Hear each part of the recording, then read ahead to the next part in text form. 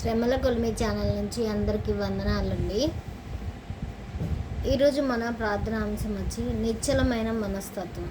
నిశ్చలమైన అంటే కథలని దృఢంగా ఉండే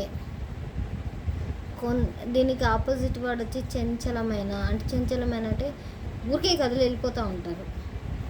అలాంటిది జరుగుతుందంటే మనము దేవుళ్ళో మనకి శ్రమ వచ్చినప్పుడు మనం దేవుళ్ళో ఉంటామా ఉండి శ్రమ నుంచి విడుదల కలగగానే మళ్ళీ దేవుని మర్చిపోతాం. అలాంటప్పుడు మనము దేవుళ్ళలోనే ఎలా ఉండాలి, ఉండేదానికి దేవుడి సహాయాన్ని కోరుకుందాం. ఓకేనా? కృపాశక్తి సంపన్నుడైన మన ప్రియ పరలోకపు తండ్రి, నీ నామానికి వేలాది వందనాలు, స్తోత్రాలు తండ్రి. తండ్రి అనే వేనాలతో కొనియాడుచున్నాను తండ్రి. మాకు నిశ్చలమైన మనస్తత్వాన్ని ఇవ్వండి తండ్రి. చంచలమైన మనస్తత్వం నుంచి విడుదల కలిగించండి తండ్రి.